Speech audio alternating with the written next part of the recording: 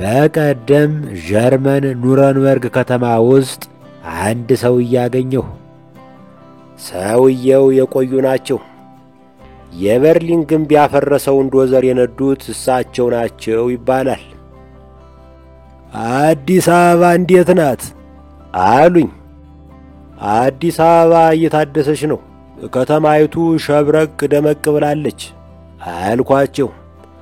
ትንሽ ተካከዙና እንዲህ አሉ። በቀድሞ የኢትዮጵያ ባህል አንድን ነገር ጨርሶ ማስወገድ ኃጢአት ነው። ለምሳሌ የልጅ ጸጉር ሲላጭ ትንሽ ጠጉር ማስቀረት ግድ ነው። ቆንጆ ይባላል። ምግብ ስትበላ ጨርሳ አትበላም። ማዕዱ ላይ የእንጀራ ቁራሽ ማስቀረት ይኖርብሃል። ሞሰብ ጠባቂ ይባላል፣ ወይም የቆሌ ድርሻ ይባላል። አዝመራ ስትሰበስብ ሙጥጥ አድርጎ መሰብሰብ ነውር ነው። ድሆች ለቅመው እንዲበሉት የምትተወው ርዝራዥ እህል መተው አለብህ። ቃርሚያ እንለዋለን። በጦርነት ወቅት ኃይል እንኳ ቢኖርህ ጠላትህን ሙሉ በሙሉ መፍጀት የለብህም። ለወሬ ነጋሪ ማስቀረት አለብህ። እንዲሁም ከተማ ሲታደስ ከነባሩ ውስጥ ለምልክት ለአንቲካ ያክል ማስቀረት ይገባል። ከተማ ሲታደስ ብቻ ሳይሆን ሲደበደብ እንኳ ተመርጦ ምህረት የሚደረግለት አለ። በሁለተኛው የዓለም ጦርነት የጀርመን ጠላቶች የሂትለር ተወዳጅ አገር የነበረችውን ይችን ከተማ ሲያወድሙ ዋና ዋናዎቹን ሕንፃዎችንና ሐውልቶችን መርጠው አትርፈዋል። ምን እያልሁ እንደሆነ ገብቶሃል? አልገባኝም ብዬ ደረቁ።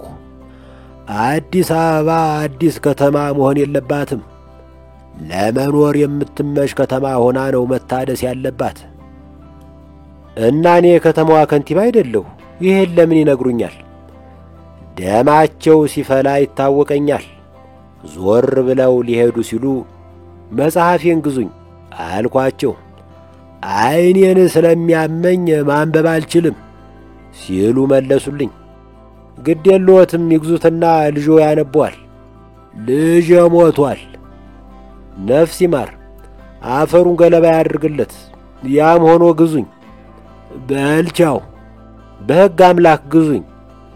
አጨቅጭቀኝ፣ ገዢው ፓርቲ ይግዛህ። እንኳን ለላብ አደሮች ቀን አደረሳችሁ። አንዱ ወዳጄ በቀደም ስናወራ የኪነ ጥበብ ባለሙያዎች ላብ አደር ሊባሉ አይችሉም።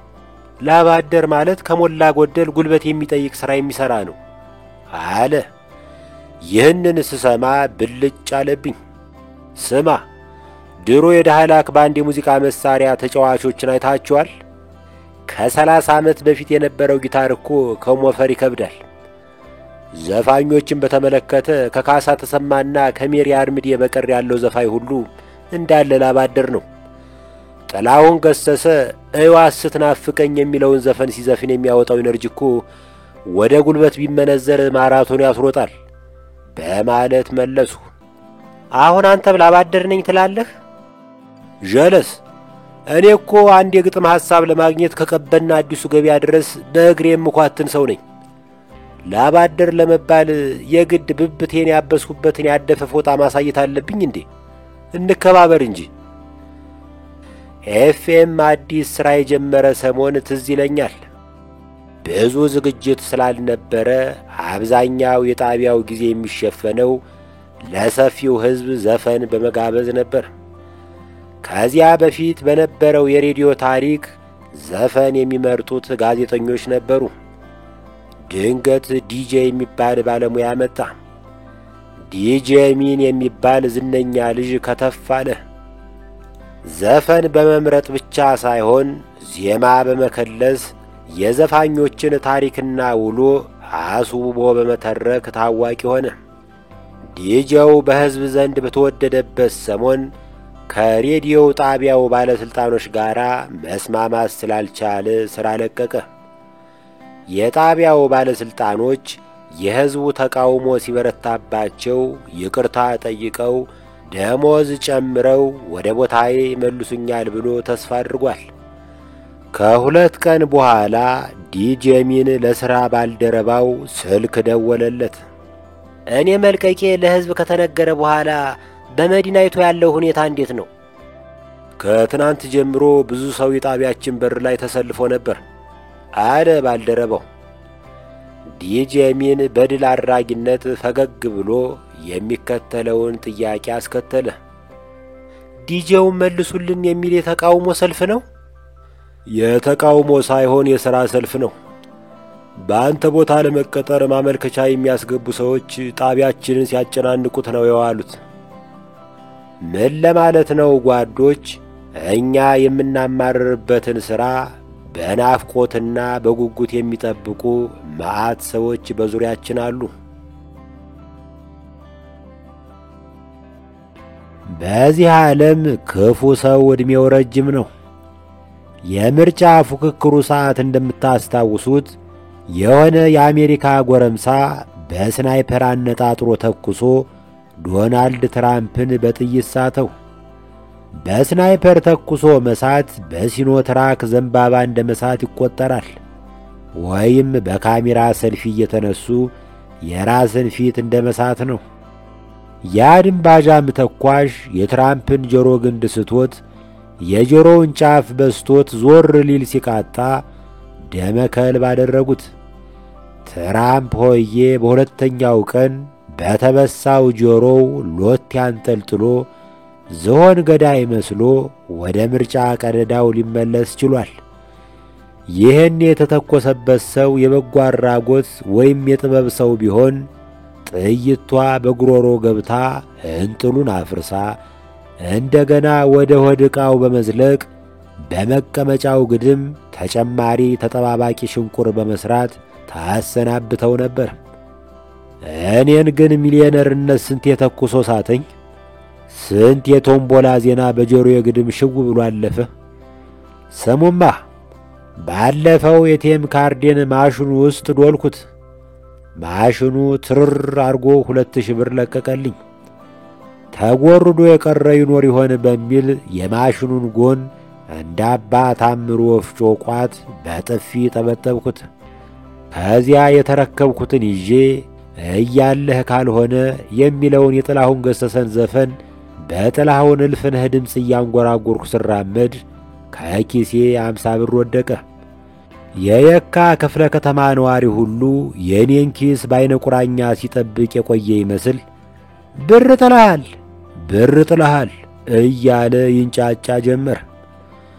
ለ50 ብር ብዬማ የ1000 ብር አልጎብጥም ብዬ ሳላነሳው እንደተጀነንሁ ጠጅ ጠጣ ሲሉኝ ውስኪ እየለመንሁ ጉዞዬን ቀጠልሁ። በቀደም የሆነ ካፌ ውስጥ ዘናጭ ቆነጃጅት በእኔና በአንድ ሰውዬ መሃል ሆነው ይጫወታሉ። ከቆነጃጅቱ ትኩረትና ስልክ ቁጥር ለማግኘት እቅድ ነደፍኩ። ብዙ ጊዜ ሴቶች ለእኔ ሩህሩህና ለጋስ ናቸው። መንገድ ላይ ሲያዩኝ ሊፍት ይሰጡኛል። ካፌ ውስጥ ሲያዩኝ ይጋብዙኛል። ቢያጡ እንኳ ፈገግታ ይለግሱኛል። ይሁን እንጂ ከምስር መሃል ጠጠር አይጠፋምና እኒህ ሁለቱ የተለዩ ነበሩ። ገልመጥመጥ አረጉኝና ጀርባቸውን ሰጡኝ። ይህንንስ ማናየብኝ ብዬ ጀርባቸውን ሳደንቅ ቆየሁ። ከዚያ ሰውየው በስልክ ማውራት ጀመረ። ኮንቴነሮቹ በሰላም ጅቡቲ ደርሰዋል ሲል ሰማሁት።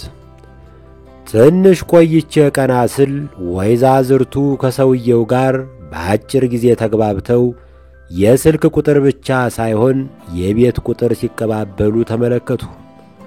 ሽኮቹ ከሄዱ በኋላ አስመጭና ላኪ ነህ ልበል ስለው አስመጭ እንኳ አይደለሁም፣ ላኪ የሚለው ግን ከእውነት የራቀ አይደለም ሲል መለሰ። እንዴት?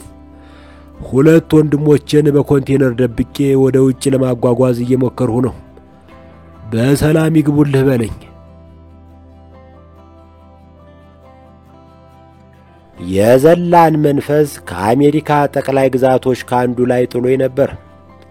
በደረስኩ በማግስቱ ያረፍኩበት ከተማ ሕዝብ ለተቃውሞ ሰልፍ እየተመመ ወጣ። እዚህ ያገኘሁትን አንዱን ዲያስፖራ የተቃውሞ ሰልፍ ምክንያት ፖለቲካዊ ነው ማህበራዊ ስለው ቀብጠው ነው ባክህ አለኝ። የአያቶላን ኒውክሌር መጠንሰሻ ጋን ለትንሽ የሳተው አውሮፕላን ቅርጹ ይደብራል ብለው ነው የተሰለፉት ብሎኛል። ብዙም ሳይቆይ ብሔራዊ ዘብ የሚባለው ፖሊስ ታጥቆ ደረሰ። ካሁን ፖሊሶች ሰልፈኛውን እያባረሩ አናቱን በቆመጥ ይከኩታል ብዬ በከፍተኛ ጉጉት ጠበቁ። ሰልፈኛው እየተራኮተ ሲሸሽ ጥሎት የሚሮጠውን ሞባይል፣ ፓወር ባንክና ታብሌት ወይም የሚዋጠውን ማለት ነው ወዘተረፈ ለመልቀም ተሰናድቼ አንጀት በሚበላ ጉጉት ጠበቁ። ወፍ የለም፣ ዛፍም የለም። እንዳይናፋር ፍቅረኛ ማዶ ለማዶ መተያየት ብቻ። ጥጌን እንደያዝሁ ቢቲት ኖ ቢቲት እያልሁ ላበረታታቸው ሞከርሁ። ምን ለማለት ፈልጌ ነው? አዛማጅ ትርጉሙን በዚህ ትረካ መጨረሻ ላይ ያገኙታል። አንዱ የተቃዋሚ ሰልፈኛ አንዱን ፖሊስ በጥፊ ሊያጠጣው ሞክሮ ሳተው። በሰዓት የማይሰለቸው አገር። አሁን ነው እንግዲህ አሳየው ላላየው ማለት። 4 ፖሊሶች መጥተው ተቃዋሚ ሰልፈኛውን ከፊትና ከኋላ በጥንቃቄ ተሸክመው ከሰልፉ አስወጡት። ሲሸከሙት እንኳን ምን ነው እንደ ፋጉሎ ኬሻ ትንሽ ቢያጉላሉት ባልጋ እንደሚጓጓዝ የድሮ የህንድ ንጉሥ ዘና እንዳለ ተሸክመው ሲያወጡት ተስፋ ቆረጡ። እኔና እናንተ የምናውቀውን የአድማ በታኝ አሰብኩት። አንዳንዴ እኮ አስለቃሽ ጭሱን ሳይጠቀሙበት የአገልግሎት ዘመኑን እንዳይጨርስ ስለሚሰጉ የሰልፍ ጥረት ሲገጥማቸው የታክሲ ሰልፍ ይበትናሉ። አትለውም ወይ አስለቃሹ ጭስህ አስቂኝ ነው ወይ? አትሰብርም ወይ ቅልጥም? አትሰብርም ወይ እጅ? ያነገብከው ቆመጥ ወጊረሰው እንጂ።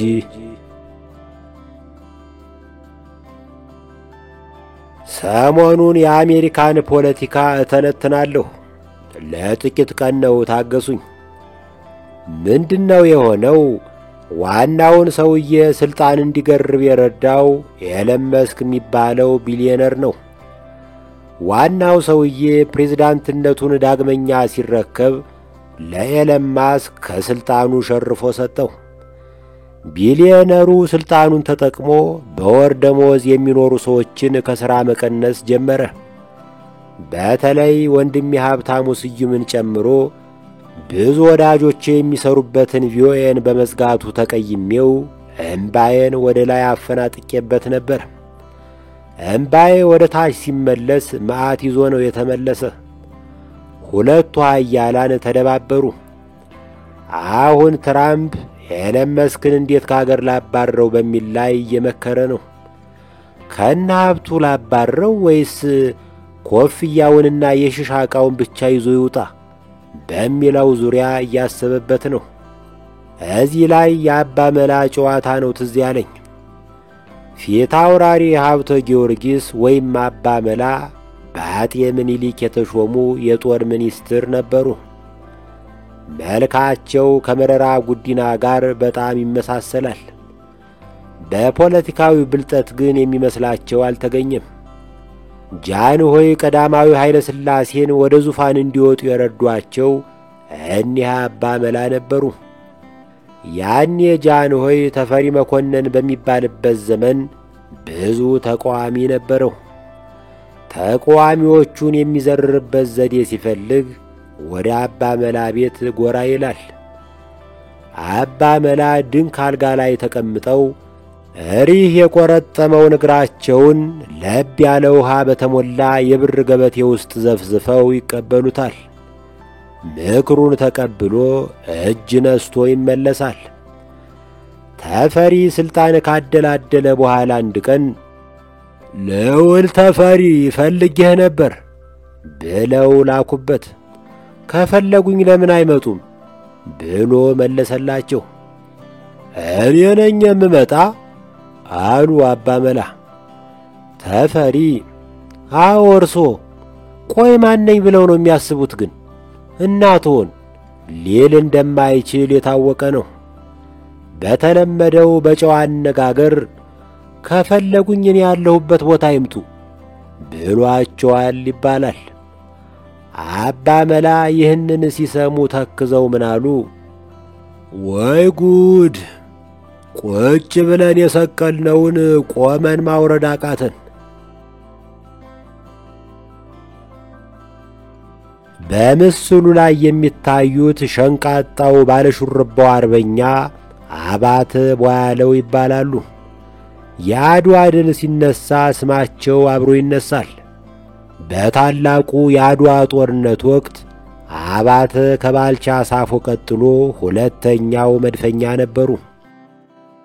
አባተ በመቀለና በአድዋ ጦርነት ወቅት በታላቅ ወኔና እንቅልፍ ለምኔ በሚያሰኝ ትጋት ለጣሊያን ወራሪ ራስ ምታት መሆናቸውን አስመስክረዋል። ጀብዳቸውን ትንግርታዊ ያደረገው አንዱ ክስተት እርሳቸው የተኮሱት የመድፍ ጥይት በአንድ ጣሊያን መድፍ ውስጥ መግባቱ ነበር። በዘመኑ የነበረ አዝማሪ ይህንን ሲያይ ገርሞት አባተ አባይ ትረፍ ነገረኛ አዋሻኪ ሰው ያንን መድፍ ከዚያ መድፍ አቆራረጠው ብሎ ተቀኝቷል። ይህ ጀብድ በኢትዮጵያ ተራኪዎች ብቻ ሳይሆን በጣሊያኖች ድርሳን ውስጥም ተመዝግቧል። በማህበረሰብ ዘንድ የጀግና ልጅ ጀግና እንዲሆን ይጠበቃል። ፊት አውራሪ ዳምጠው አድዋ ላይ ከተሰዉ በኋላ ልጃቸው ራስ ደስታ ዳምጠው የአባትየውን ፈለግ ተከትለው ዘመቱ። የአቅማቸውን ያክል ተዋግተው ተማርከው ተገደሉ። እንዲህ አይነት የመስዋዕትነትና የወኔ ቅብብል ሁሌ አያጋጥምም። የዚህ ማሳያ ራስ ጌታቸው ናቸው። ራስ ጌታቸው የታላቁ የአድዋ ጀግና የአባተ የአብራክ ክፋይ ነው። በአጤ ምኒልክ ቤተ መንግሥት በምቾትና በቅምጥልነት አድጓል። በሁለተኛው የጣሊያን ጦርነት ዋዜማ ላይ ቀዳማዊ ኃይለ ሥላሴ ከመላ ኢትዮጵያ የጠሩትን ሰራዊት ሲቀበሉ ጌታቸው በንጉሡ ፊት በርከክ እያለ ሲፎክር ታይቷል። ይህንን የታዘቡ የእሳት ልጅ እሳት ሳይሉት አልቀሩም። የሆነው ግን ሌላ ነው። ኢትዮጵያ ማይጨው ላይ በሙሶሎኒ ጦር ተሸነፈች። ብዙ የኢትዮጵያ አርበኞች ውድ ሕይወታቸውን ገበሩ። ሕይወትን ከመስጠት ቀጥሎ ያለው መሥዋዕትነት አገርን ያለ ፍቃድ መልቀቅ ነበር። ራስ ጌታቸው የልዑላንን ቤተሰብ ተከትሎ ወደ ኢየሩሳሌም ተሰደደ። ግን የስደትን አለመመቸት የሚታገስበት ወኔ አልነበረውም። ብዙም ሳይቆይ የቄሳርን ለቄሳር ለመስጠት ወደ ኢትዮጵያ ተመልሶ ለጣሊያኖች ተንበረከከ። ግን ለጣሊያኖች የሚሞትበት ልብ አልተሰጠውም።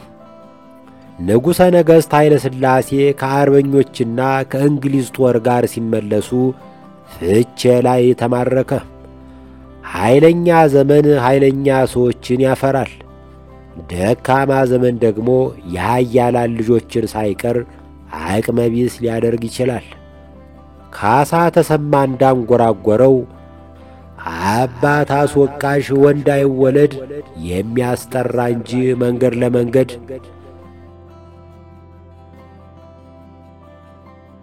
የሆነ ጊዜ ላይ ብቸኝነት በጣም ተሰማኝ።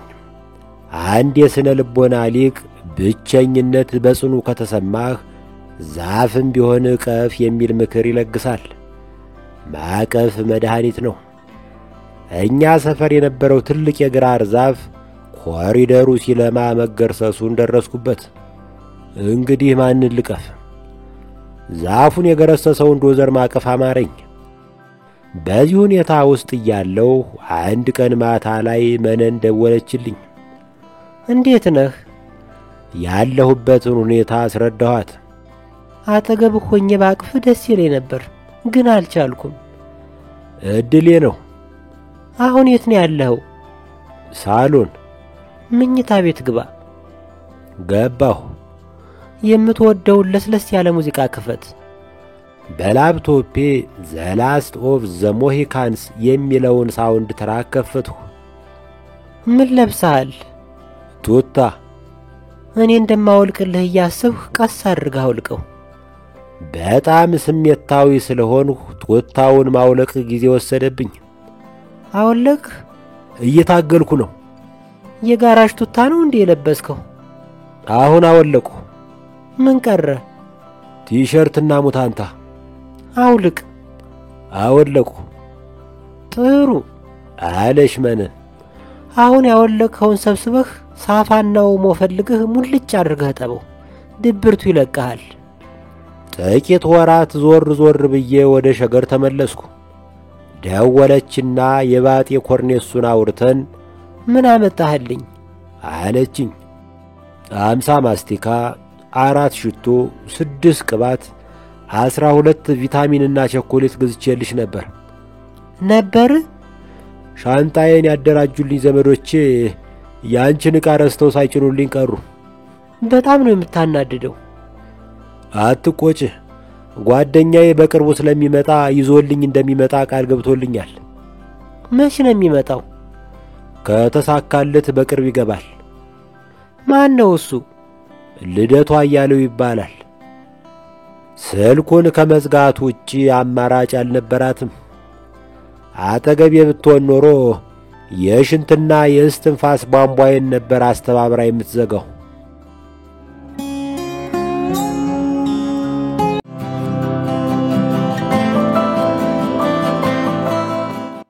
በቀደም የምወደው ካፌ ውስጥ ቁጭ ብዬ መጽሐፍ ቢጤ ሳገላብጥ ከገጠር የመጡ የኔ ብጤ ምጽዋት ጠየቁኝ።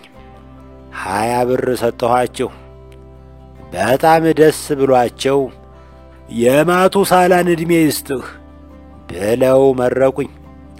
አሜን። በሰላም ውለህ ግባ። አሜን። እግርህን ከቁርጥማት አፍንጫህን ከግማት ይሰውረው። አባ ይበቃል አልኩና ወደ መጽሐፌ ልመለስ ስል አይሄሄ ገና ምኑ ተነካና እያረፉ ትንፋሽ እየወሰዱ ጎሮሮዬን በሻይ እያረጠብሁ ስመርቅህ ልውል ቆርጫለሁ አሉና ሻይ ባረቂ አዘዙ። ንድድ አለኝና አቦና ቶትንና ላንብብበት ዞር ይበሉልኝ ብዬ ተንጣጣሁ። ሰውየው ከኔ በላይ ደማቸው ፈልቶ እንግዲህ ምርቃት የማይወድልህ ከሆነ ለቀጣይ 2 ሰዓት ደከመኝ ሰለቸኝ ሳልል ረግምሃለሁ ብለውኝ ቁጭ አሉ። ዕድሜህ ይጠር። አሜን። የዚያን ቀን ማታ ገብቼ ቤቴ ማሰብ ጀመርሁ። በምርቃታቸው ካገኘሁት ዕድሜ ላይ በእርግማናቸው ያሳጠሩት ዕድሜ ሲቀነስ ስንት ይመጣል? ሳሰላው 400 ዓመታት አላጣም። አንዳንድ የሚያውቁኝ ሰዎች ዕድሜህ ስንት ነው ብለው ሲጠይቁኝ እንደ ብዙ ሀበሻ እቅጩን መሸጫውን አልናገርም። ብዙ እንዳይመስላችሁ ግን ትንሽም የሚባል አይደለም። በአጭሩ በግድግዳ ስልክ ሰልፊ የተነሳሁ ጎልማሳ ነኝ ብዬ መልሳለሁ። ባለፈው ጓደኛችን ሊያገባ አስቦ ሽማግሌ ሆነን ብንሄድ የልጅቷ አባት እጮኛው ምን አለው ብለው ጠየቁን። የሕይወት ልምድ አለው ብዬ ልመልስ አስቤ ተውኩት። ታዲያ እኔ ወንድማችሁ ሌላው ቢቀር የሕይወት ልምድ አለኝ። በውስጥ መስመር መልካም የልደት በዓል የተመኛችሁልኝና በገጻችሁ ላይ ያሰፈራችሁልኝ ወዳጆቼ እጅግ እጅግ በጣም አመሰግናለሁ። ያክብርልኝ። ስሙኝማ፣ ትናንትና እንኳን ደስ ያላችሁ ብሎ የሚጀምር የኢኮኖሚ ሀተታ ሲዘዋወር አየሁ። በአለቃ ተክለ ወልድ መዝገበ ቃላት እገዛ ልረዳው ብሞክርም ምንም ሊዘልቀኝ አልቻለም። ያም ሆኖ የአማርኛው አለቅጥ መወሳሰብ የሆነ ከበድ ያለ ነገር እየመጣ እንደሆነ መገመት ችያለሁ። ትዝ ይለኛል የሆነ ጊዜ አንድ መስሪያ ቤት ውስጥ ተቀጥሬ ለ7 ወራት ሰርቼ ተባረርሁ። አለቃዬ ቢሮው ጠርቶ ከዛሬ ጀምሮ ተባረሃል አላለኝም። በፈገግታ ከዛሬ ጀምሮ ወደ መስሪያ ቤታችን በመመላለስ እንዳትደክም በአብላጫ ድምፅ ተወስኗል ነበር ያለኝ። እኔም ተጨንቆና ተጠቦ በአክብሮት ስላባረረኝ ደስ ብሎኝ ራሴን የመግደል ውሳኔን ለመጪው 50 ዓመት አራዘምኩት። እንዳለመታደል ሆኖ የኢኮኖሚስቶችና የአይዶል ዳኞች አማርኛ ምንም አይገባኝም። ትናንት አንድ አንጋፋ ኢኮኖሚስት በሚዲያ ቀርቦ ብር ዋጋ እያጣ ስለሆነ ገንዘባችሁን ዕቃ ላይ አስቀምጡ የሚል ምክር ለገሰ። ምክሩን ሰምቼ 500 ብር ሞሰብ ላይ አስቀመጥሁ። በኋላ ሳጣራ ለካ ዕቃ ግዙበት ማለት ነው። አንዱ ደግሞ ከዚህ በኋላ የኢትዮጵያ ብር ዋጋ ስለማይኖረው ግብይት የሚካሄደው በምርትና በአገልግሎት ልውውጥ ነው ሲል ተናገረ። ይህ እንኳ ግልጽ ሆኖልኛል።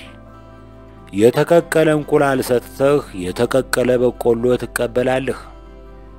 በኪራይ ቤት የምትኖር ሐኪም ከሆንህ የቤት ኪራይህን በብር አትከፍልም።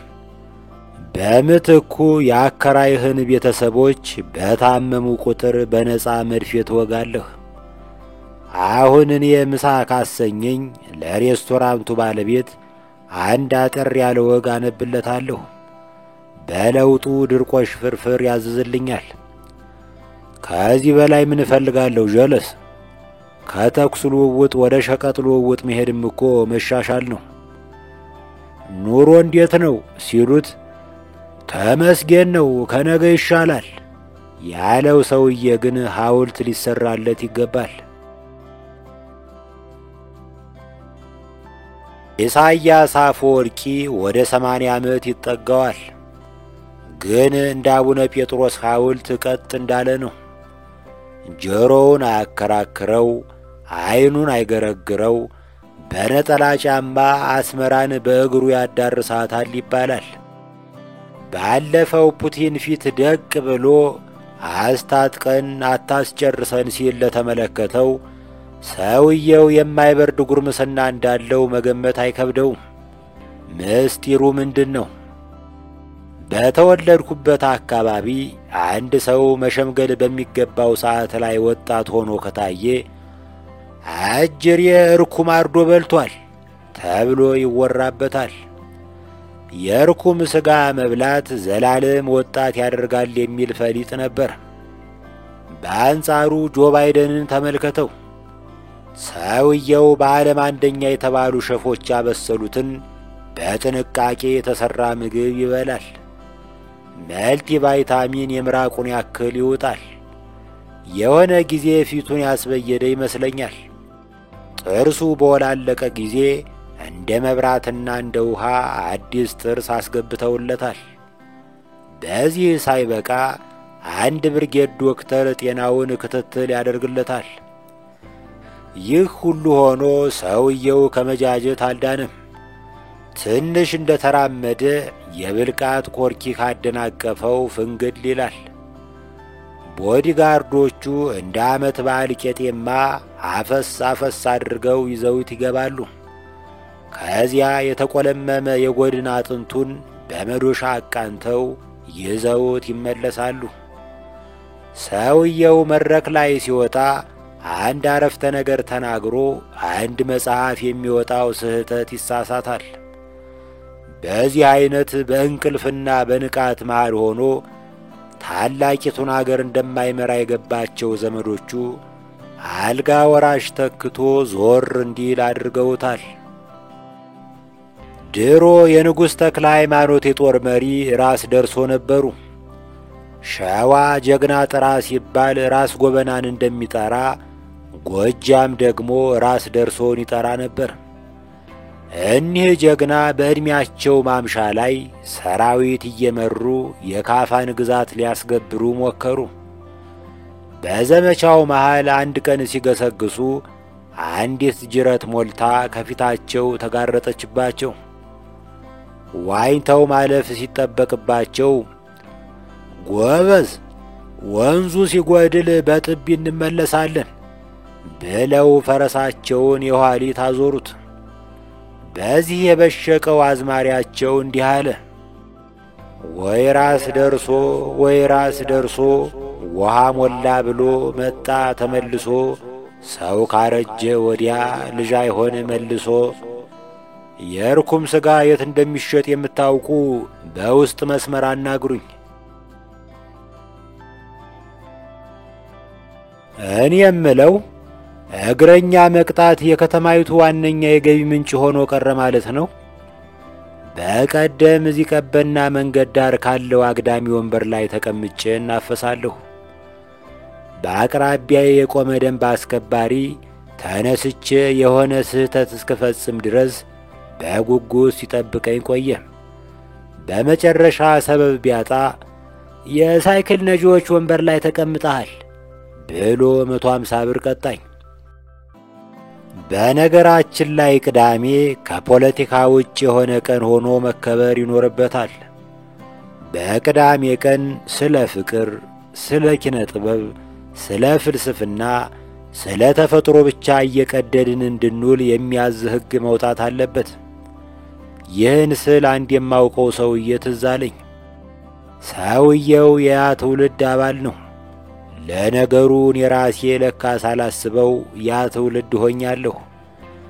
ለመግባባት እንዲመቸን ሰውየው የቀድሞው ያ ትውልድ አባል ነው። የመሠረተ ትምህርት ዘመቻ ላይ ተሳትፏል። ጎህ መጽሔት ላይ ደርግን በመቃወም ጽፏል። በመጨረሻ በሱዳን በኩል ወጥቶ ብዙ ዓመት ሰው በላው ካፒታሊዝምን እያገለገለ ኑሯል እና አሁን በቅርቡ ወደ አገሩ ገብቶ አንዲት ወጣት ሴት አግብቶ መኖር ጀምሯል። ሚስትየዋ ብዙ ነገሩ ቢመቻትም ወሬው ይሰለቻታል። ከሚያወራው 90 በመቶ ፖለቲካ ነው። እስቲ ዛሬ እንኳ ስለ ፍቅር ብቻ እናውራ ስትለው እሺ ይቅርታ ብሎ ብዙ ሳይቆይ ወደ ትንታኔና ወደ መፈክር ይመርሻል። ሴትዮዋ ምርር ሲላት ዘዴ ፈጠረች። ፖለቲካ ማውራት ሊጀምር ሲል ቶሎ ብላ ትስመዋለች ወይ ትዳራዋለች።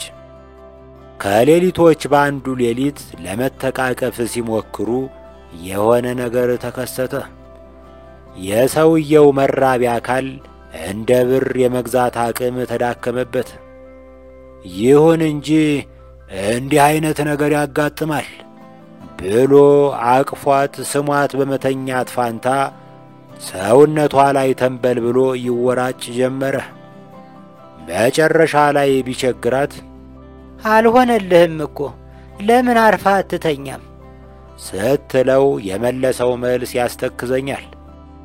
ዝም በይ፣ ታጋይ ይሞታል እንጂ ትግል አይሞትም። ትላንትና ከቀበና ወደ መገናኛ ፈጠን ብዬ ስራመድ ነበር።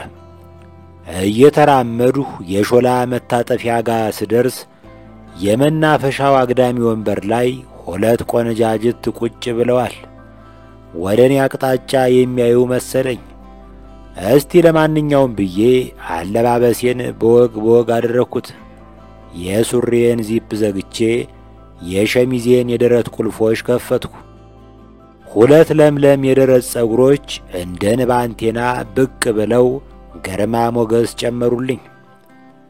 ከሽኮቹ ፊት ለፊት ደርሼ ወደ ተቀመጡበት ዞር እንደማለት ቃጣኝ። ከታች ሲያዳልጠኝ እግሬ ብድግ ሲል ይሰማኛል።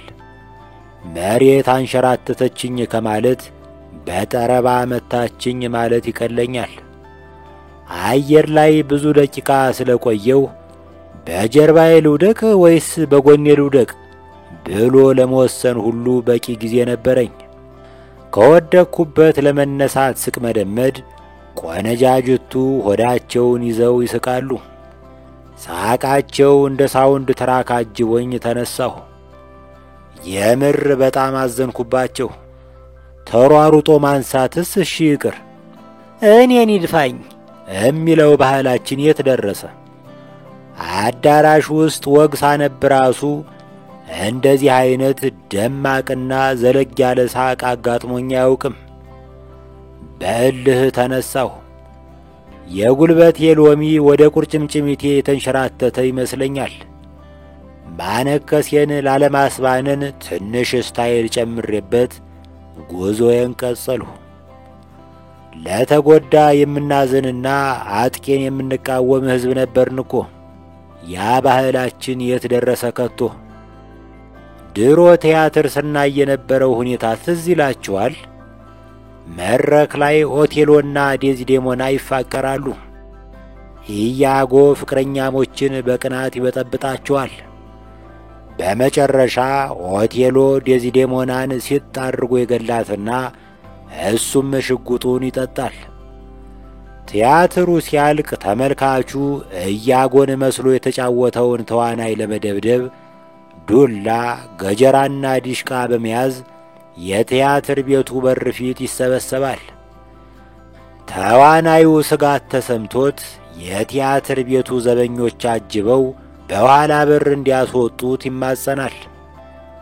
ግን ዘበኞቹ ራሳቸው ስለተናደዱበት ከቲያትር ቤቱ ጀርባ ወስደው በቆመጥና በከስክ ሳሩን ያስበሉታል። በመጨረሻ የብሔራዊ ቲያትር አመራሮች ከሩሲያ ኤምባሲ ጋር በመተባበር ለጥቂት ቀን ከአገር ዞር ብሎ እንዲቆይ ያደርጉታል። አሁን ያ የለም።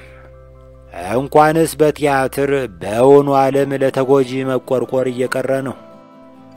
በቀደም አንዱ በማጅራት መቺ ተደብድቦ ያበጠ ፊቱን ይዞ ቲክታክ ላይ ቀረበ። ሲሆን የመታከሚያ ያዋጡልኛል፣ ያም ባይሆን እንኳ የውሻ ቁስል ያርግልህ፣ እግዚአብሔር ይማርህ ብለው ያጽናኑኛል ብሎ አስቦ መሆን አለበት።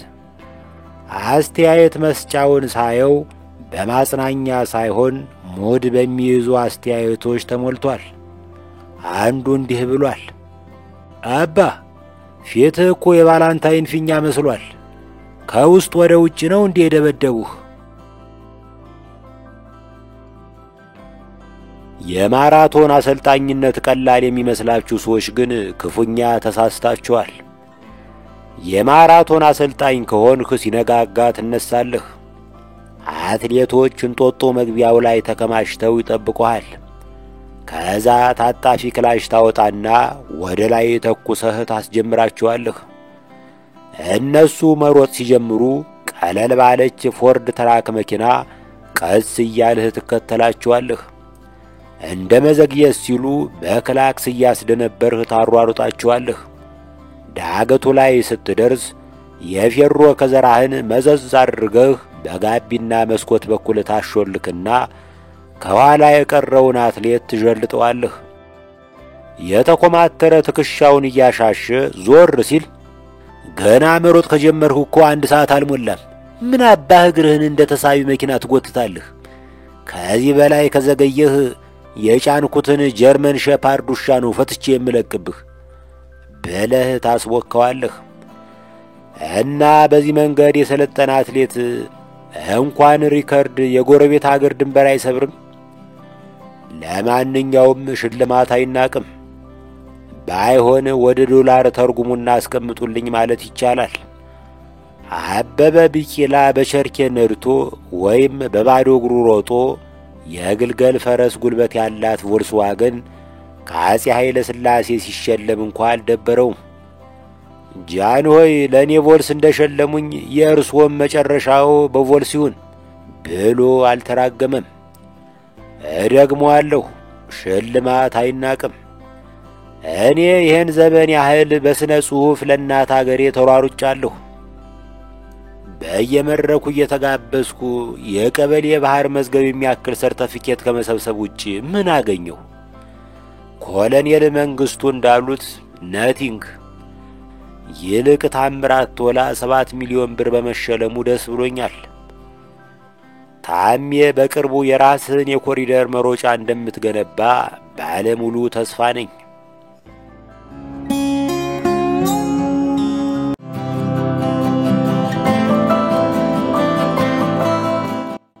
ዛሬ የተከበረውን የዓለም አቀፍ ራሰ በራዎች ቀን ሳልዘክር ወደ ምኝታዬ ብሄድ የሶቅራጥስ አጽም ይወጋኛል።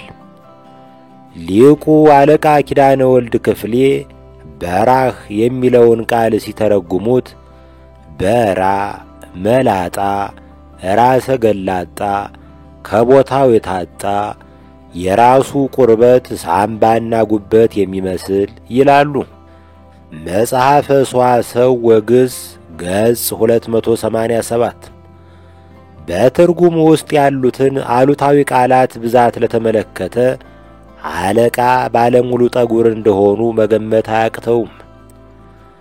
አለቃ ራሰ ገላጣ ቢሆኑ ኖሮ ራሰ በራ የሚለውን ሲተረጉሙ ራሱ የበራለት ታጥቦ የተወለወለ የንጉሥ ብርሌ የመሰለ መላጣ ከፎረፎርና ከቅማል ስጋት ነፃ የወጣ ብለው ሊተረጉሙት ይችሉ ነበር። በታሪካችን ትልልቅ ራሰ በራ ሰዎች ተጽዕኖ ፈጣሪዎች ነበሩ። ከጌቶች መካከል ብንጠቅስ ራስ ስዑል ሚካኤል፣ አጤ ምኒልክ፣ ራስ ዳርጌ፣ መለስ ዜናዊ፣ ከደራሲ ደግሞ ሐዲስ ዓለማየሁ፣ ጃርሶ ኪሩቤል ሞት ባይኖር መንግሥቱ ለማ ሊጠቀሱ ይችላሉ። ሎሬት ጸጋዬ ገብረ መድኅን ራሰ በራ ነው ወይስ የተሸጋሸገ ጎፈሬ ነው የሚለው በታሪክ ሲያከራክር ይኖራል። ለእኔ እየሰጠችኝ ደረቁን እንጀራ እሷ በነካካው በራሰው ልትበላ የሚለውን ጥንታዊ ውስጠ ወይራ ዘፈን መነሻ አድርገን ብንናገር ሴቶች ከሚያበጥር ይልቅ የሚወለውል ወንድ የበለጠ እንደሚማርካቸው መረዳት አያቅትም። ስለ ጸጉር ጨዋታ በተነሳ ቁጥር ፈገግ የምታሰኘኝ ድምፃዊ አብነት አጎናፍር የተናገራት ናት። አብነት እንዲህ አለ። ከጥቂት ጊዜ በፊት ጸጉር ላስተክል ቱርክ ሄጄ ጸጉር የሚተክለው ሰውዬ መላጣ መሆኑን ሳይ ትቼው ተመለስኩ። አካል ጉዳተኛን እንደ ደካማ ፍጡር መመልከት ከባህላችን አሉታዊ ገጽታዎች አንዱ ነው። ግን እስቲ ያስቡት፣ ሙሉ አካል ያለው ሰው ሙሉ አካሉን ምን ያህል ይጠቀማል? ተጠቅመህ መልስ ይላል ዕቃ የሚያወሰው። ከተፈጥሮም በለው ከፈጣሪ የተዋስነውን አካል ሳንጠቀም የምንመልስ ጥቂት አይደለንም። ከሕዋሳት አንዱን በአደጋ ወይም በተፈጥሮ ያጣ ሰው አንጎሉንና ቀሪ ሕዋሳቱን ሙሉ አካል አለኝ ብሎ ከሚመካው ሰው በላይ እንደሚጠቀም እናውቃለን። ለዚያ ነው ዓለማችን ሆመርን የሚያክል ባለቅኔ፣ ቤትሆቨንን የሚያክል ሙዚቀኛ ማፍራት ያልቻለችው። ቁም ነገሩን ለማለዘብ የሚከተለውን የሰንበት ወግ ልጨምርበት።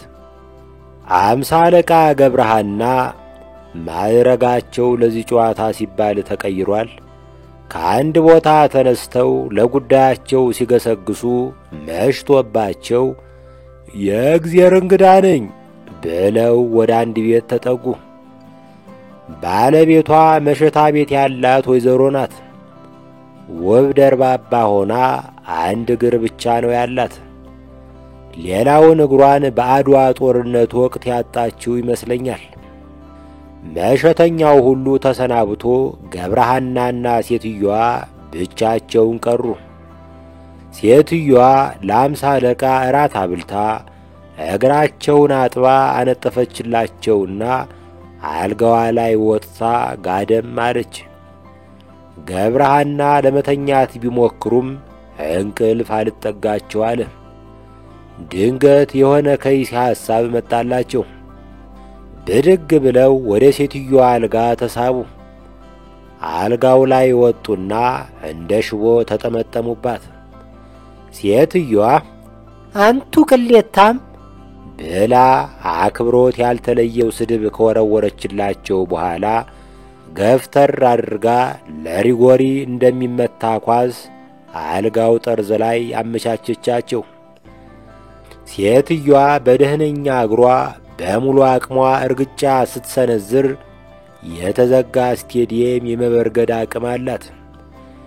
ይሁን እንጂ ገብረሃና ሽማግሌና የእግዜር እንግዳ መሆናቸውን ከግንዛቤ በማስገባት በስሱ ብትሰነብቃቸው እንደ ላስቲክ ኳስ ነጥረው እንደ ናዳ ድንጋይ ተንከባለው ግድግዳው ላይ እንደ ጥቅስ ተለጠፉ። ገብረሃና ትንፋሻቸውን ሰብስበው አለመሞታቸውን ካረጋገጡ በኋላ ወደ ረገጣቸው እግር እየተመለከቱ እንዲህ ብለው ተራገሙ። የወንድምህን ቀን ይስጥህ።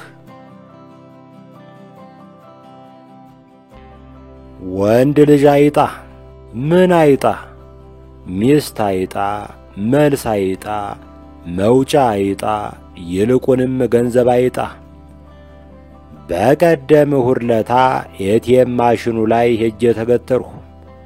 ዞር ብዬ ታዛቢ መኖር አለመኖሩን ካረጋገጥሁ በኋላ 200 ብር የሚለውን አማራጭ ጨቆንኩት።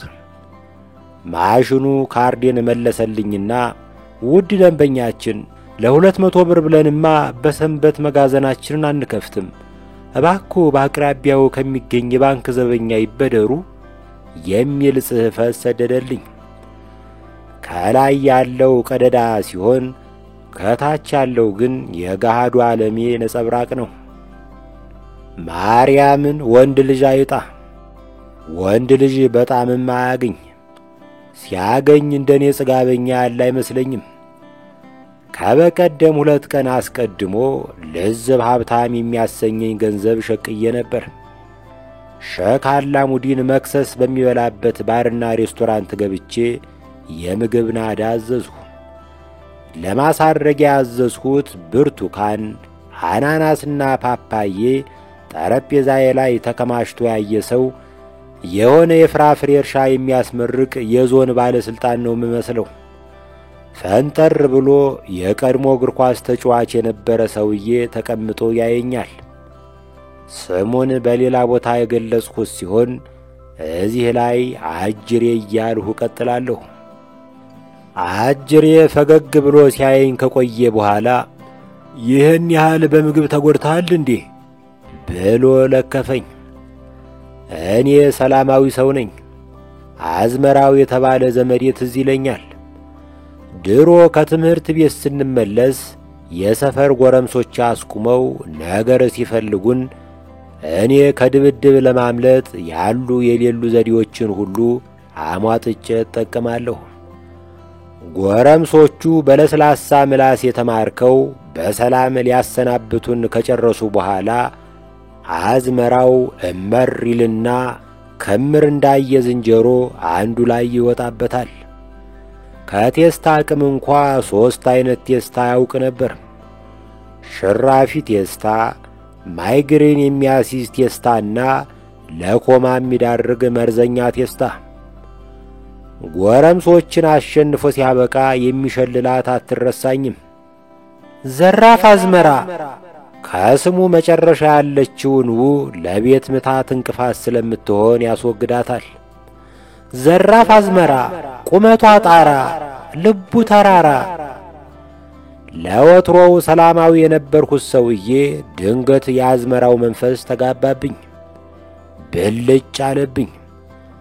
በዚያ ላይ ለ2 ወር የኪክ ቦክሲንግ ስልጠና መውሰዴ ተራራም ባይሆን የሰፈር ዳገት የምታክል ልብ አጎናጽፎኛል።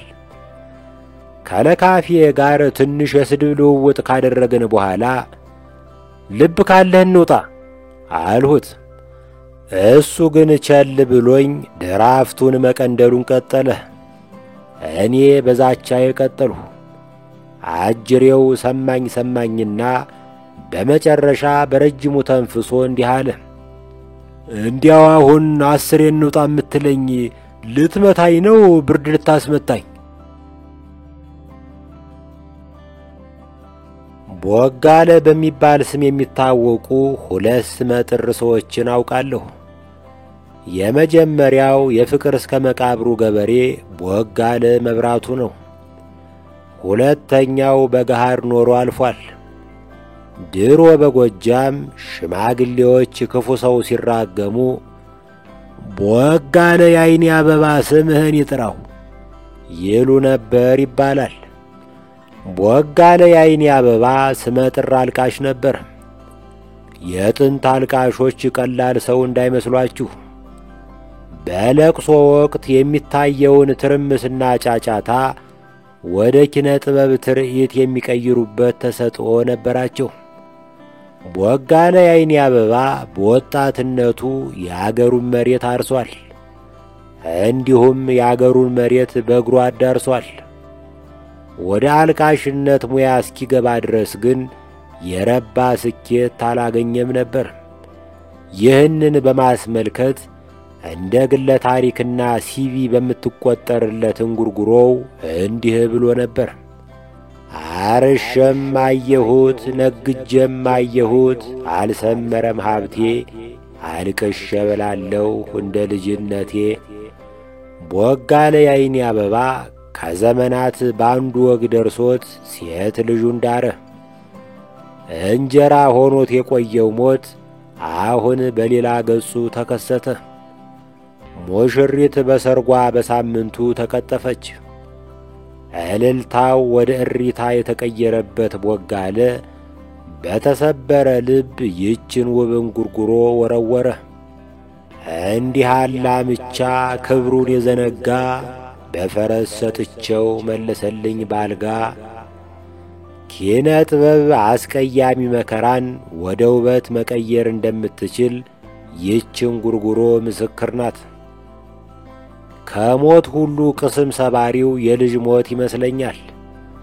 ከወሎ የፈለቀች ከወዳጅ የሰማኋት አንድ ጨዋታ ትዝ ትለኛለች። አያሙሄ የተባለ ገበሬ ልጁ ሞተበት። ጎጆው በረንዳ ላይ ከርትም ብሎ ይቆዝማል። ባለንጀራው አዋይመር አጠገቡ ተቀምጧል። አዋይመር ወዳጁን በቃል ማጽናናት በቂ ሆኖ አላገኘውም። የወዳጁን ልጅ የቀሰፈውን ፈጣሪ ለመበቀል ስለፈለገ ጠመንጃውን አነጣጥሮ ወደ ሰማይ ተኮሰ። ተኩሱ በረድ ሲል አዘንተኛው አያሙሄ ወዳጁን እያየ እንዲህ አለ። ካገኘኸው ገላገልህን፣ ከሳትኸው ግን አስፈጀህን። የመስቀል ወፍና የአደይ አበባ ቀጠሮ እንዳላቸው መስከረም ሲጠባ ማን ያውቃል? ገጣሚ መንግሥቱ ለማ። ከሁሉ አስቀድሜ እጅግ የሚያምር የበዓል ሥርዓትን ለፈጠሩልን ካህናት አባቶችና እናቶች ምስጋና አደርሳለሁ። ለዓይን ውብ የሆነውን አበባ፣ ለጆሮ የሚጥመውን ማህሌት፣ ለአፍንጫ ጣፋጭ የሆነውን ዕጣንና የሚያውድ ሳር ሁሉ አግኝተን የምናጣጥመው በበዓል ነው። ይገርማል። የማይታረድበት ዓመት በዓልና ጋቢ የማይለብስ ባል ግርማ ሞገስ የላቸውም ይል ነበር ጋሻሽኔ የሰፈራችን ሸማኔ የጋቢው ምርት የጠበቀውን ያክል አልሄድለት ሲል። ለዚያ ነው ትናንት እንኳን አደረሳችሁ ከማለት የተቆጠብሁት። በእውነት ትናንትና እንኳን ተቃረባችሁ እንጂ እንኳን አደረሳችሁ ለማለት የማይቻልበት ሁኔታ ላይ ነበር።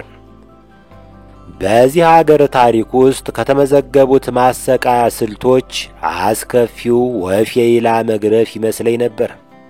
ከፊት ለፊት ባለው ቴሌቪዥን የአውደ ዓመት የሙዚቃ ቪዲዮ ውስጥ አጋም የመሰለ የዶሮ ወጥ በትልቅ ሰታቴ ውስጥ ሲንተከተክ እያየህ በጦም ፍርፍር ማሳለፍን የመሰለ ስቃይ የለም። ለማንኛውም በቀጣይም እንዲህ ያለ ሁኔታ ሊደገም ስለሚችል እነ ደመረ ለገሰ የዓመት በዓል የሙዚቃ ቪዲዮ ስትሰሩ የሱፍ ፍትፍትና ስንግ ቃሪያን ማካተትን አትርሱ። አልዛይመር ያልያዛችሁ የኔ ዘመነኞች እንደምታስታውሱት ልጆች እያለን በእንቁጣጣሽ መባቻ የአበባ ስዕል ቤት ከቤት እያዞርን ፍራንካ እንሰበስብ ነበር። እኔ ከፍተኛ የስዕል ፍላጎት ቢኖረኝም አበባ መሳል ብዙ አይሳካልኝም። የሰፈራችን አባወራዎች የዘረጋሁላቸውን ወረቀት ይቀበሉና የመርዶ ደብዳቤ የሚያነቡ ይመስል ፊታቸውን ዝፍዝፍ አድርገው ይገረምሙኛል። ሽልንግ ይሰጡኛል ብዬ ስጠብቅ አሁን ይሄ አበባ ነው አሜባ የሚል ዘግናኝ ሂስ የሚሰጠኝም አይጠፋም። አጋነንከው በሉኝና የእኛ ሰፈር ወላጆች ልጆቻቸውን አበባ ብለው መሰየም ያቆሙት የእኔን ስዕል ካዩ በኋላ ይመስለኛል። በተቃራኒው ደስታ የሚባል ጓደኛ ነበረኝ። ደስታ የእንቁጣጣሽ ስዕል ስሎ ቤት ለቤት ሲያዞር እናቶች ተቀብለው ስዕሉን አይተው ያንን የጥይት ማስቀመጫ ሳንዱቅ የሚያክል ግንባሩን ስመው ብር ይሰጡትና ስዕሉን በፍሬም አድርገው ከዋናው በር ፊት ለፊት ባለው ግድግዳ ላይ ይሰቅሉታል። ስታድግ አፈወርቅ ተክሌን የምትተካ ሰዓሊ ይወጣሃል የማይለው ሰው አልነበረም። በቅርብ የሆነ ጊዜ ላይ የዲሽ ጥገና ባለሙያ ሆኖ አገኘሁት። የልጅነታችንን አንስተን ስናወጋ በትካዜ እንዲህ አለ። የስዕል ችሎታዬ የሆነ ጊዜ ላይ ጥሎኝ ቢጠፋም ከቤት ወደ ቤት የሚያዞረኝ አባዜ ግን አብሮኝ ቀጥሏል። የመስቀል ወፍና ትልቅ ድፎ ዳቦ፣ የበዓል ቀንና ማናልሞሽ ዲቦ ቀጠሮ እንዳላቸው ማን ያውቃል? ገጣሚ መንግሥቱ ኃይለ ማርያም። መልካም አውደ ዓመት፣ በጎ ዘመን ይሁንላችሁ። የምወደው ጓደኛዬና ጎረቤት የደወለልኝ። በውቅ የት ነህ? የት ነህ? ቤት እንዳለ የኮንዶሚኒየሙ ነዋሪ ውጭ ወጥቶ ሲተራመስ አንተ ቤት ምን ታረጋለህ? ውጭ ምን አለ ስል ጠየቅኩት። የመሬት መንቀጥቀጡ አንተ ጋር አልደረሰም እንዴ? ከስልኩ 10 ደቂቃዎች በፊት ሶፋ ላይ ቁጭ ብዬ የቆየ መጽሐፍ እየገረብኩ ነበር። የተቀመጥኩበት ሶፋ ከስሬ ሲዋዥቅ ትዝ ይለኛል። ከሶፋው አጠገብ ጠርዝ ላይ ያስቀመጥኩት የውሃ ላስቲክ ጠርሙስ ሲወዛወዝ አይቻለሁ። ግን የመሬት መንቀጥቀጥ የሚለውን ሐሳብ እንዴት ላምጣው? ሰሞኑን አላግባብ ስለወፈርኩ ሶፋውን እየተፈታተንኩት ነው የሚል ሐሳብ ውልብ አለብኝ። የሰው ልጅ አእምሮ ሞትን የሚያስታውሱ ነገሮችን በሙሉ መጨቆን ልማዱ ነው። ከ20 ቀን በፊት ቻናሌ ላይ በጫንኩት የሹፌሩ ማስታወሻ በተባለ ትረካ ላይ አሟረት ካትበሉኝና ሰሞኑን የምንሰማው የመሬት መንሸራተት ሊመጣ ላለው የመሬት መንቀጥቀጥ ቀብድ ነው የሚል ቃል አስፍሬ ነበር። በሰላም እንደርና ይህንን የነብይነት ተሰጥኦዬን እንዴት እንደምንጠቀምበት የምንወያይ ይሆናል። ቀድም የሆነ ምግብ ቤት ቁጭ ብዬ ከፊቴ በተንጣለለው ቲቪ ማራቶን ስመለከት ከጎኔ የተቀመጠ ተመጋቢ ያጉተመትማል። ይረባሉ ብለህ ነው አለኝ። ያቅማቸውን እየሞከሩ ነው አልኩት። ለምየሳ የተባለው ባለፈው መሰናክል ላይ ወድቆ ሆስፒታል መግባቱን ሰምተሃል መቼም? የወደቀው እኮ ወዶ አይደለም አደናቅፎት ነው። በነገራችን ላይ ስሙ ለምየሳ ሳይሆን ለሜቻ ነው አልኩት። ከተሸነፈ በኋላ እንኳን ስሙን ዜግነቱንና ጾታውን አሳስቼ ብጠራው መብቴ ነው አለ ሰውየው። አስከትሎ እንዲህ አለ። እንደነገርኩህ መውደቁ አይደለም ችግሩ። እንዴት ቦሳንሳ ሆስፒታል ይገባል? መሰናክሉ ቢያደናቅፈው መሰናክሉን እንክትክት አድርጎ እንክትካቹን ከእግሩ ላይ እንዳዋራ አራግፎ መሮጥ ነበረበት። የእኛ አትሌቶች ፍጥነት እንጂ ጉልበት የላቸውም። ጡንቻማ ላመል አታገኝባቸውም። የጃማይካ የአጭር ርቀት ሯጮችን ተመልከት። እግራቸው ያንጋፋ ዝግባ ግንድ ነው የሚያክለው። ደረታቸው ከደራርቱ ቱሉ አደባባይ ይሰፋል።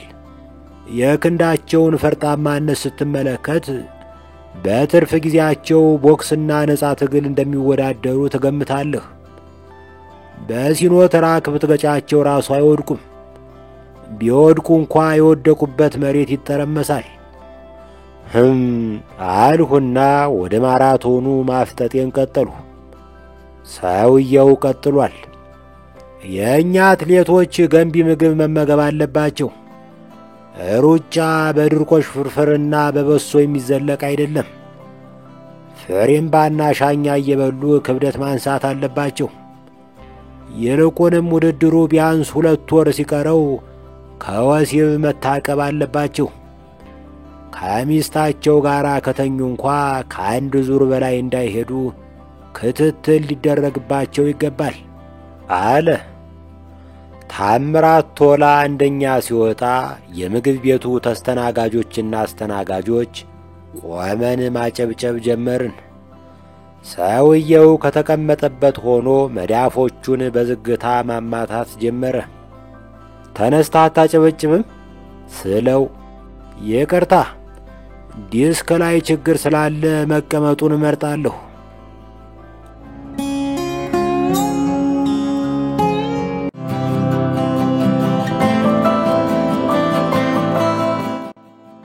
ኢትዮጵያ ውስጥ በቅጡ ያልተጨበጨበላቸው ጀግኖች ሹፌሮች ናቸው። በሆነ ባልሆነው እየተዋከበ በውሃ ቀጠነ እየተቀጣ አገልግሎት የሚሰጠውን የከተማ ሹፌር እናቆየው። በዚህ ዘመን የክፍለ ሀገር አቆራራጭ ሹፌርን የሚያክል ጀግና ያለ አይመስለኝም። ልጅ ሆነን በሬዲዮ ጠመዝማዛ መንገድ፣ ኮረብታ፣ ሽቅብ፣ ቁልቁለት፣ በረሃ አቋራጭ፣ ጋላቢ ዳገት የሚል ዘፈን እናዳምጥ ነበር። ይህ ዘፈን በተዘፈነበት ዘመን የሹፌሮች ዋናው ችግር የአገራችን መልክዓ ምድር ነበር። አልፎ አልፎ መንገድ ላይ አድብቶ የሚዘርፍ ሽፍታ ይኖራል። ግን የዚህን ዘመን አይነት መፈጠርን የሚያስጠላ የጎዳና ወንበድና ታይቶ የሚታወቅ አይመስለኝም። በዚህ አስቸጋሪ ሁኔታ ውስጥ የቤተሰባቸውን ሞሰብ እንጀራ ለማልበስ ከመኪና መሪ ጀርባ ለመቀመጥ የማያመነቱ ሹፌሮች ታሪክ ውለታቸውን ይክፈላቸው። ምስጋናዬ በደረቅ እንዳይሆን ይችን የቆየች ሹፌር ቀመስ ገጠመኝ ላካፍል። ከዕለታት አንድ ቀን ሾፌሩና አውታንቲው ወይም ረዳቱ ሲገሰግሱ ሽፍታ አስቆማቸው። ያላችሁን አካፍሉኝና ቀጥሉ የሚል ወፍራም ትዕዛዝ አስተላለፈላቸው።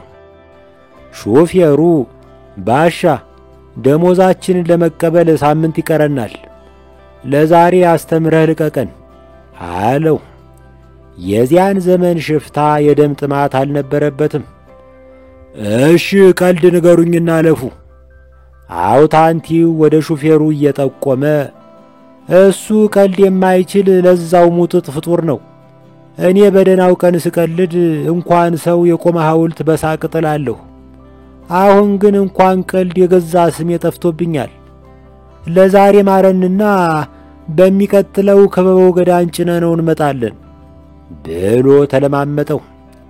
ሽፍታው ይህንን ሰምቶ ጋቢናውን ከፈት አርጎ ሲያይ የሆነ ቋጠሮ ተመለከተ። ፌስታሉ ውስጥ ያለው ምንድን ነው?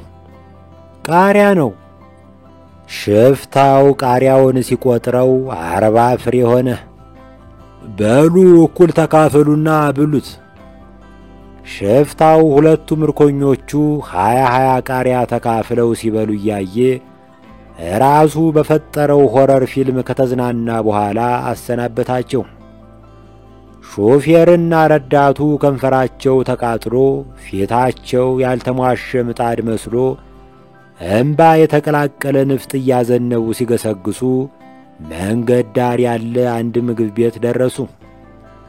እንደ ገቡ እማማ 2 እርጎና 1 ሽሮ ፍትፍት ብለው ጮኹ። የምግብ ቤቱ ባለቤት አስተናጋጅነትም ደርበው ይሰራሉ። የታዘዘውን በፍጥነት አመጡላቸው። 2 ነድቶ አደሮች የሽሮ ፍትፍቱን አፈስ አፈስ አርገው የነደደ ምላሳቸውን ትንሽ እንዳበረዱ ሴትዮይቱ በሉ እንጂ ማባያ ቃሪያ ላምጣላችሁ እንዴ ከማለታቸው 2ቱ ሹፌሮች ሞሰቡን ገልብጠው የበሩ ጠርዝ እስኪገጫቸው ድረስ እየተደናበሩ ከወጡ በኋላ ቀነኒሳ በሚቀናበት ፍጥነት መንገዱን ፈጩት። ከብዙ መጠፋፋት በኋላ በቀደም ዕለት ከሙዝ ጋር ተገናኘን። ኖሮና ዕድሜ ለውጦታል። ተጫዋች የነበረው ሰውዬ ተነጫናጭና ተናዳፊ ሆኖ ቆየኝ። አሳዘነኝ። ገና እንደ ተገናኘን እንዴት ነው አልዘነጥሁም አልሁት በወፍራሙ ፈገግ ብዬ። ላለፉት 15 ዓመታት አንድ የቆዳ ጃኬት ለብሰህ ነው የማውቅህ። ከቻልህ ቀይረው፣ ካልቻልህ አስቀልመው ብሎ ለከፈኝ። የእግር ጉዞ ጋበዝኩትና ፒያሳ ስንደርስ አስፋልቱ ዳር ድንክዬ የመንገድ መብራት ተተክላ ተመለከትን። ይቺ ደግሞ ምንድናት ስለው የአብሪትል መታሰቢያ ሐውልት መሆን አለባት ሲል መለሰልኝ። ትንሽ እንደሄድን እኔ በአዲሱ የእግረኛ መንገድ ዳር የለመለመውን ሳር እያየሁ ማድነቅ ጀመርሁ። አሁን ደግሞ በሳሩ ላይ የወተት ላም ቢያሰማሩበት ጥሩ ነው አለ ሙዝ። ሰው በእንጀራ ብቻ አይኖርም፣ ድሃ የአካባቢው ውበት አይወድለትም ያለህ ማን ነው ብዬ ሞገትኩት። እጁን በንቀት አወናጨፈና ለነገሩ አንተ የዘወትር ጎመን ተመጋቢ ስለሆንህ ሳር ግጣችሁ ደሩ ቢባል ሽግግሩ ብዙ የሚከብድህ አይመስለኝም። 4 ኪሎ በስላሴ ትይዩ ባለው መንገድ ስንደርስ ሙዝ አንዲት አልፎ ያች ሴት አስቁሞ ጀነጀነ። ዓላማ አለኝ ብላ ፊትም ደረትም ነሳችው። ከ4 የመሬት መንቀጥቀጥና ከ2 የእርስ በርስ ጦርነት ለጥቂት ተርፈሽ ስለምን ዓላማ ነው የምታወሪው ሲላት ጥላው ሄደች። በመልስ ጉዞአችን ላይ ከቀበና ድልድይ ስር በሚገኘው ፓርክ ውስጥ ወጣት ፍቅረኛሞች ትከሻ ለትከሻ ተደጋግፈው ሲያጠኑ ተመለከትን። ሙዝ የድልድዩን አግዳሚ ተደግፎ ቁልቁል እያያቸው ይህንን መናፈሻ መፈሳፈሻ አደረጋችሁት አይደል ብሎ ቆሌያቸውን ገፈፈው። ሰፈር ስንደርስ ምግብ ቤት ገብተን ምሳ አዘዝን። ከፊት ለፊታችን አንድ የማውቀው የሰፈራችን ልጅ ቁጭ ብሎ ሻይ ይጠጣል። ሲያፈጥብን እንብላ ብዬ ጋበዝኩት። ልጁ ብዙ ሳይግደረደር ወንበር ስቦ ማዕዱ ላይ ተጣደ። እኔና ሙዝ እየበላን በአፍሪካ ቀንድ ዙሪያ ይከሰታል ስለተባለው የመሬት መሰንጠቅ መወያየት ጀመርን። ተጋባዡ የጥያን ድንጋይ የሚያክል ጉርሻ የዳጠውን ጉሮሮውን ብሎ ካጸዳ በኋላ የመሬት መሰንጠቁ የሚከሰት ከሆነ ኢትዮጵያ የባህር በር ብቻ ሳይሆን የባህር መስኮት ይኖራታል አለ። ይህን የሙዝ በንዴት እጅህን የሰነዘርከው አንሶህ ሐሳብ ትሰነዝር ጀምር፣ ተነስ። ከ4 ቀናት በፊት የመሬት መንቀጥቀጥ አገሬን ሲጎበኛት እኔ ወደ አዲስ አበባ ለመመለስ ሻንጣዬን እየሸካከፍኩ ነበር። ድንገት የጨሰ የቢዝነስ ሐሳብ ብልጭ አለልኝ። የድንኳን ሪል ስቴት መገንባት። የምድር መንፈራገጥ በዚህ ከቀጠለ አዲስ አበባና ተጎራባሽ ከተሞች ውስጥ ያሉ ነዋሪዎች ባለ ትልልቅ ፎቅ ሕንፃዎች ላይ የመኖር ፍላጎታቸው ይቀንሳል። ሟርቴን አፌ ላይ እንደ ሰም ያቅልጠው እንጂ በዚህ አያያዝ ፎቆች መኖሪያ መሆናቸው ቀርቶ መቀበሪያ እንዳይሆኑ ያሰጋል። ስለዚህ ሰዎች ቢደረመስ እንኳ ለክፉ በማይሰጥ የገለባ ጎጆ ውስጥ አለዚያም በድንኳን ውስጥ መኖርን መመረጣቸው አይቀርም። አባታችን አብርሃም አያሌ ዓመታት በድንኳን የኖረ ለዝብም ሆነ የከረረ ድሃ ስለነበር አይደለም። በዘመኑ ኢለን መስክን የሚቦንስ ቱጃር ነበር። አብርሽ በዳስ ውስጥ የተጠለለው ትልልቅ ሕንፃ የመገንባት ጥበብ ስላልተገለጠለት አልነበረም። ለባቤል የተገለጠ ጥበብ ለአብርሃም እንዴት ይጋረድበታል? አብርሃም በድንኳን የኖረው ከምሪቱ ባህሪ ስለገባው ነው። አብርሃም ሪልስቴት የተባለ የድንኳን ሪልስቴት እገነባለሁ። ሕዝቤ ከከዋክብት ርቆ ወደ ምድር ቀርቦ የሰላም እንቅልፍ ይተኛል። አለቀ። ከጥቂት ቀናት በኋላ የእንቅጥቅጡ ጉልበት እየጨመረ ሄደ። የቢዝነስ ሐሳቤን ትቼ በሕይወት ስለ መቆየት ማሰብ ጀመርሁ። ትናንት ከበየነ ጋር ዲሲ ውስጥ እየተራመድን ስጋቴን አዋየሁት። ወደ አገሬ ለመመለስ 9 ቀን ቀርቶኛል። መሬት እያሸበሸበች እንዳትቀበለኝ እፈራለሁ። ነገሩ እስኪለይለት እዚህ ለምን ትንሽ አትቆይም? ትኬቱን ለወር አራዝመው አለኝ። ይሻላል አልሁት በምክሩ ውስጡን እየተደሰትሁ። አስብበት። እያሰብሁበት ብዙ አልተራመድሁም። ከጫማዬ ስር ያለው የበረዶ ጥፍጥፍ ሲያዳልጠኝ ትዝ ይለኛል። የሆኑ ሰዎች በአቅራቢያው ካለ ፎቅ የወረወሩኝ እንጂ አዳልጦኝ ወደቅሁ አልመሰለኝም። አየር ላይ ትንሽ ውዬ መሬት ላይ ሳርፍ በአካባቢው የቆመው የማርቲን ሉተር ሐውልት ተነቃነቀ። በየነ እንደ ቆሰለ አርበኛ አፋፍሶ ካነሳኝ በኋላ ተረፍክ? መንጋጋዬ ከመነቃነቁ በስተቀር ደህና ነኝ። ከዚህ ዕድሜ በኋላ መንጋጋ ምን ይሠራልሃል?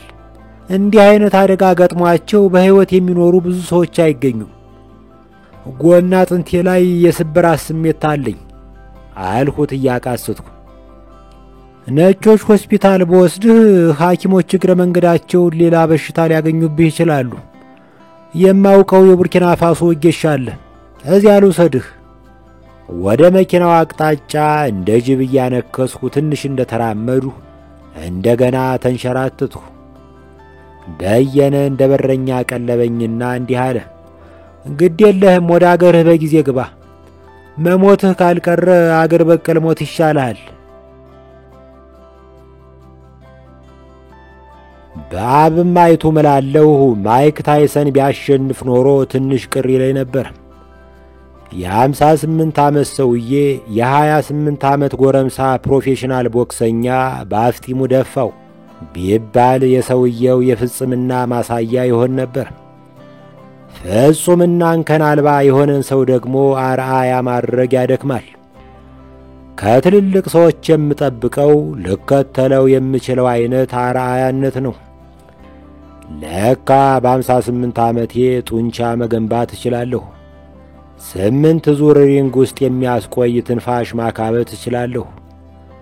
ለካ በዚያ ዕድሜ የልጆችን እጅ ሳልጠብቅ በጥረቴ እንጀራ መብላት እችላለሁ ብለህ እንድታስብ የሚያደርግ አንጋፋ ጀግና ሲገጥምህ ልብህ በተስፋ ይሞላል።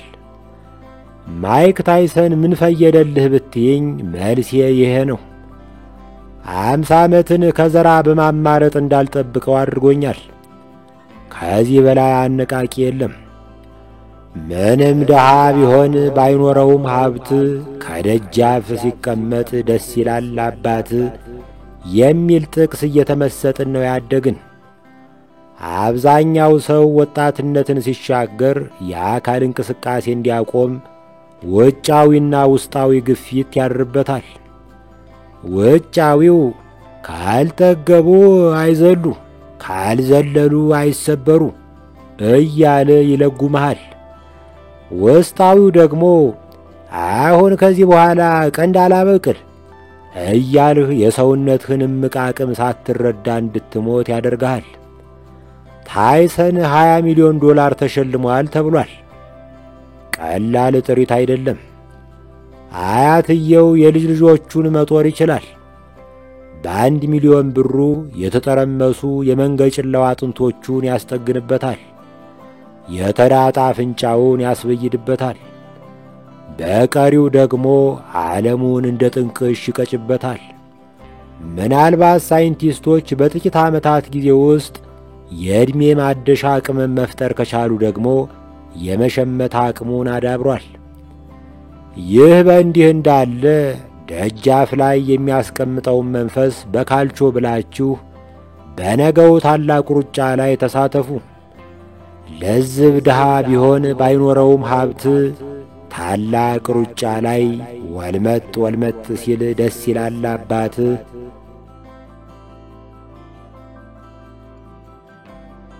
ትናንትና ሎስ አንጀለስ በእሳት ስትነድ እኔ በአጋጣሚ ጓደኞቼን ለመሰናበት እዚያው ከተማ ውስጥ ነበርሁ።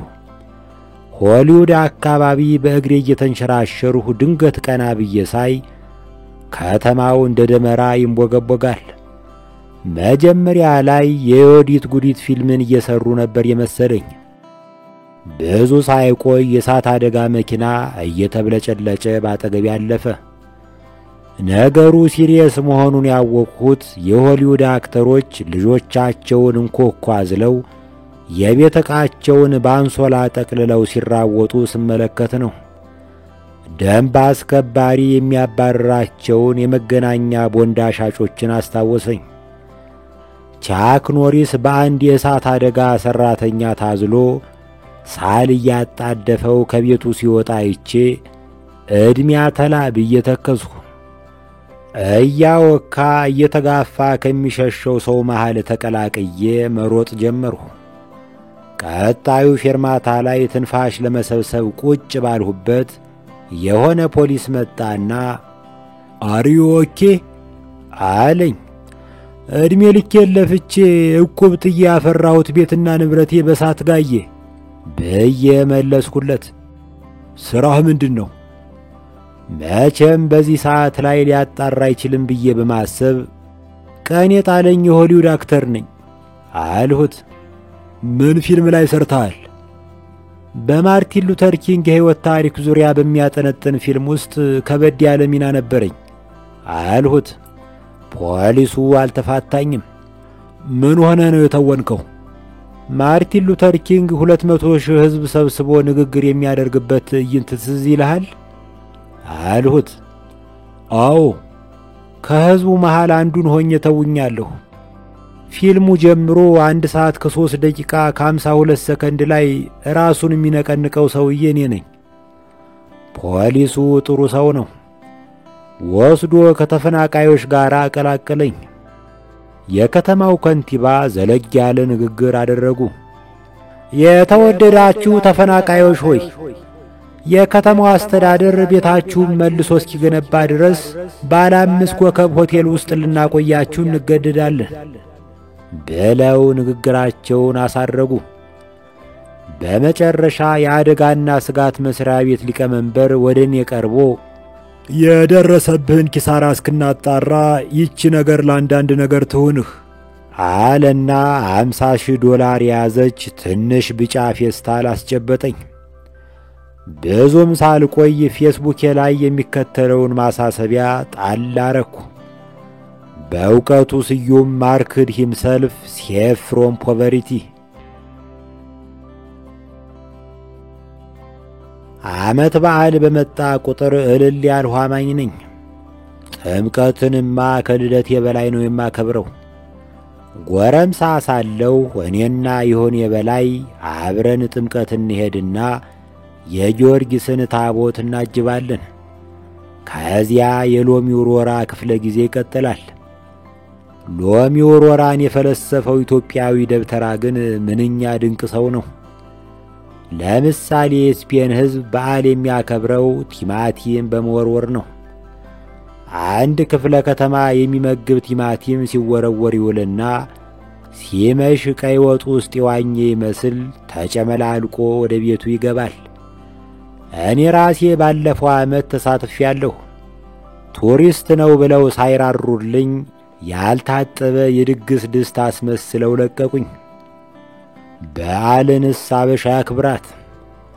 በጉብዝናዬ ወራት የጥምቀት ቀን ከይሁን የበላይ ጋራ ሰንተራ ሜዳ ላይ እንሰማራለን። እኔ ከትርንጎ ጋራ የተዳቀለ ጠንካራ ሎሚ ታጥቄ ቆነጃጅቱን አማትራለሁ። ይሁን የበላይ እንደኔ የሀብታም ልጅ ስላልነበረ ሎሚ አፎርድ ስለማያደርግ አንቧ ይወረውራል። ከዚያ ወሩሬ መታሁት ጥላሽን በእምቧይ ብሎ ያንጎራጉራል። ጥላዋን ከመታኸው እንደ ጥላ ስትከተልህ ትኖራለች የሚል ፈሊጥ ነበረው። ሎሚ የምወረውርላቸው ሴቶች በአብዛኛው ይሽኮረመማሉ። ትዳር እንኳ ባይሆን ፈገግታ ይለግሱኛል። አንደኛዋ ግን ሎሚ ስወረውርላት ዓላማ አለኝ አለችና በእግሯ መልሳ ብትለጋው ግንባሬ ላይ ግልገል አናናስ የሚያህል እጢ በቀለ። ቅድም ይህንን እያስታወስኩ 22 ማዞሪያ ላይ ቆሜ አላፊ አግዳሚውን እመለከታለሁ። የለበስኩት ቲሸርት ከፊት ለፊቱ የፋሲል ግንብ ተስሎበታል። ከኋላ ደግሞ የመጥምቁ ዮሐንስን ምስል ይዟል። ዘናጭ ሴቶች በፊቴ እያለፉ ነው። ከሴቶች ጋር ማውራት ያምረኛል፣ ግን እንዴት እንደምጀምር ግራ ይገባኛል። አንዲቱ አጠገቤ ስትደርስ ይቅርታ ብዬ ጀመርሁ። ምንም አይደል ብላኝ መንገዷን ቀጠለች። ቀጣይዋ ከፊቴ ብቅ ስትል እናት ስላት አገር አለችኝ። ምን አይነቱን ከይሲ ትውልድ ነው ፈቶ የለቀቀብን ብዬ ተስፋ ቆርጬ በማየት ብቻ ተወሰንሁ። ሦስተኛይቱ ባጠገቤ ስታልፍ ዞር ብላ ፈገግ ያለችልኝ መሰለኝ። እንኳን አደረሰሽ አልኳት። የጆባ ምስክር ነኝ